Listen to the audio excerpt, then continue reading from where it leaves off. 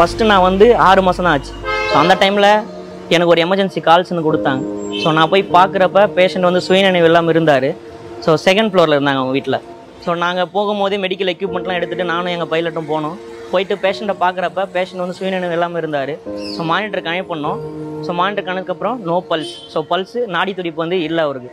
So நாங்கள் என்ன பண்ணோன்னா உடனே சிபிஆர்னு சொல்லுவாங்க. ஸோ அப்போ வந்து அவர் கார்டியாக் அரெஸ்ட்டில் இருந்தார். அவரோட இதயம் வந்து நின்றுச்சு. ஸோ நாங்கள் சிபிஆர் ஸ்டார்ட் பண்ணோம். ஸோ சிபிஆர் ஸ்டார்ட் பண்ணிவிட்டு நான் டாக்டரோட கால் கனெக்ட் பண்ணேன். ஸோ அப்போ அவங்க வந்து 2 மினிட்ஸ் முடிஞ்சிருச்சா. ஸோ அதுக்கப்புறம் அகைன் நாங்கள் நாடி துடிப்பு பார்க்கணும், மானிட்டரும் பார்க்கணும். ஸோ மானிட்டரில் பார்க்கும்போது ஷாக் கொடுக்கக்கூடிய ரிதம் அப்படின்னு ஒன்று வரும். ஸோ ஷாக் கொடுக்கக்கூடிய ரிதம் இருந்ததுனால நாங்கள் அவருக்கு ஷாக் கொடுத்தோம். ஷாக் கொடுத்த உடனே தாத்தாக்கு சுயநினைவு வந்துருச்சு. ஸோ அப்போ வந்து எனக்கு ரொம்ப சந்தோஷமாயிருச்சு. ஸோ அதுக்கப்புறம் தான் எனக்கு ஒரு பெரிய டாஸ்கே இருந்துச்சு. ஸோ என்னென்னா நான் வந்து பேஷண்ட்டை கீழே கூப்பிட்டு போனோம்.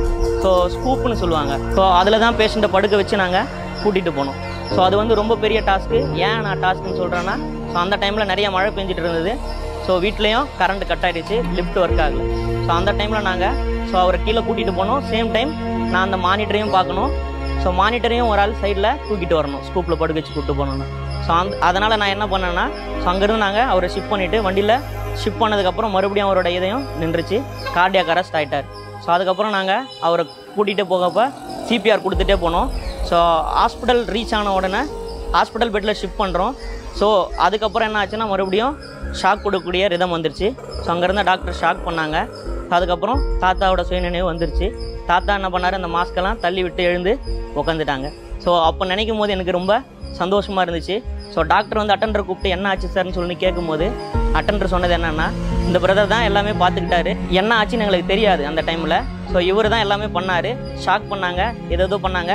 கடைசியில் எங்கள் அப்பா வந்து என்கிட்ட நல்லபடியாக ஒப்படைச்சிட்டாங்க அப்படின்னு சொல்லும்போது எனக்கு ரொம்ப சந்தோஷமாக இருந்துச்சு. We are medically trained persons.